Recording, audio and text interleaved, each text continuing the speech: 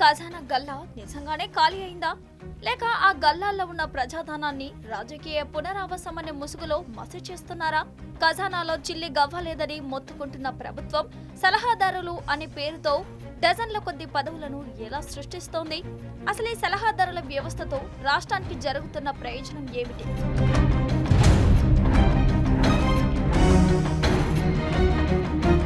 తెలంగాణ ఖజానా ఖాళీగా ఉంది, మా దగ్గర పైసా లేదు, ఉద్యోగులకు జీతాలు ఇవ్వడమే గగనమైపోయింది, అప్పు కోసం వెళ్తే దొంగను చూసినట్టుగా చూస్తున్నారని సాక్షాత్తు రేవంత్ రెడ్డి పదే పదే చెప్తున్నారు. రాష్ట్రం ఆర్థికంగా బాగా లేదు, అప్పు పుడతలేదు, అనా పైసా ఎవడు ఇస్తలేడు, ఎవరినైనా కలవడానికి పోతే బ్యాంకర్లు దొంగలను చూసినట్టు చూస్తున్నారు తెలంగాణ రాష్ట్ర ప్రతినిధులను.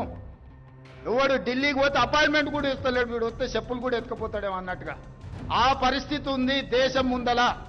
అప్పు పుడితే నేను కూడా ఏదో ఒకటి చేసి తెచ్చిచ్చేటోను, అప్పు పుట్టట్లేదు, ఎవడు బజార్లో నమ్మడం లేదు. స్వీయ నియంత్రణనే దీనికి పరిష్కారము. ఉన్నంతలో గౌరవంగా సంసారాన్ని నడిపితే బజార్లో ఎవడైనా నమ్ముతాడు. వీధికెక్కి రచ్చ చేసుకుంటే కుటుంబం పరువు బజార్లో పడేసుకుంటే ఎట్లుంటుందో, ఉద్యోగ సంఘ నాయకులారా, రాష్ట్ర ప్రభుత్వం అనేది మన కుటుంబము, ఈ పరువును బజార్లో మీరు పడేస్తాము అనంటే కుటుంబ పెద్దగా వద్దు అని నేను చేస్తున్నా. నన్ను కోసినా కూడా 18,500 కోట్ల రూపాయల కంటే ఎక్కువ ఆదాయం లేదు.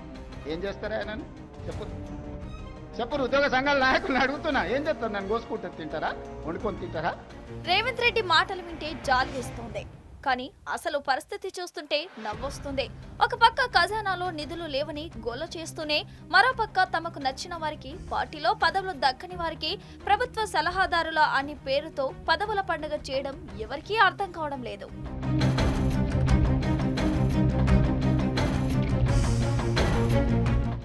రాజకీయాల్లో కాంగ్రెస్ అంటేనే స్కామ్ అనే ఓ బలమైన ప్రచారం ఉంది.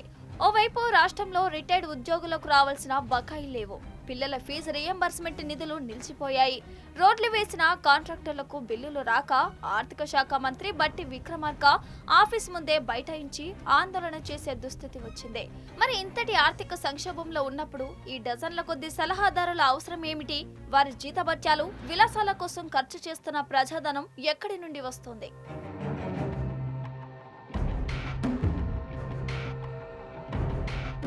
ప్రభుత్వం సలహాదారు అంటే కీలక నిర్ణయాల్లో సర్కార్కు దిశానిర్దేశం చేయాలి, పరిపాలనలో వస్తున్న ఇబ్బందులను తొలగించాలి. కానీ ఇక్కడ జరుగుతున్నది ఏమిటి?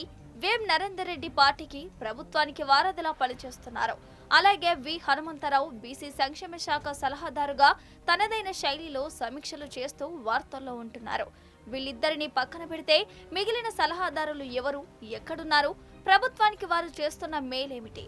సచివాలయంలో ప్రత్యేక ఛాంబర్లు, కాల్రు, డ్రైవర్లు, సిబ్బంది, ఇన్ని సౌకర్యాలు పొందుతున్న వీరు ప్రజలకు గాని, ప్రభుత్వానికి గాని చేస్తున్న మేలేంటి? గూగుల్ మ్యాప్స్ పెట్టి వెతికినా కనిపించని సలహాదారులు ఎందుకని జనం ఆగ్రహం వ్యక్తం చేస్తున్నారు. సలహాదారులపై రాజకీయ విశ్లేషకులు ఏమంటున్నారో తెలుసా? ఇది పాలన కోసం కాదు, కేవలం రాజకీయ పునరావాసం కోసం మాత్రమేనని విశ్లేషిస్తున్నారు. ఎన్నికల్లో ఓడిపోయిన వారికో, పార్టీలో సర్దుబాటు చేయాల్సిన సీనియర్లకో ఇలా పదవులు కట్టబెట్టి ప్రజాధనంతో వారికి సౌకర్యాలు కల్పిస్తున్నారు.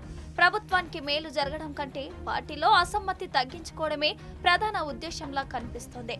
వారికి కేబినెట్ హోదాలిచ్చి ప్రభుత్వ ఖజానాపై భారం వేయడం అంటే సామాన్యుడి కడుపు కొట్టడమే కదా. ఇదేనా ప్రజాపాలన రేవంత్ గారు?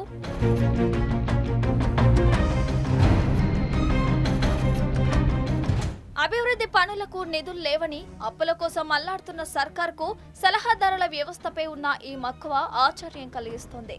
వీరు ఇస్తున్న సలహాలేంటో, ఆ సలహాల వల్ల తెలంగాణ ఏ రకంగా అభివృద్ధి చెందుతుందో రేవంత్ రెడ్డి స్పష్టం చేయాలి.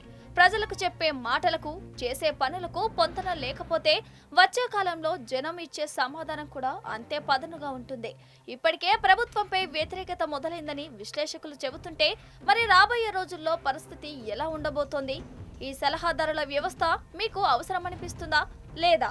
మీ అభిప్రాయాలను కింద కామెంట్స్ బాక్స్ లో తెలియజేయండి.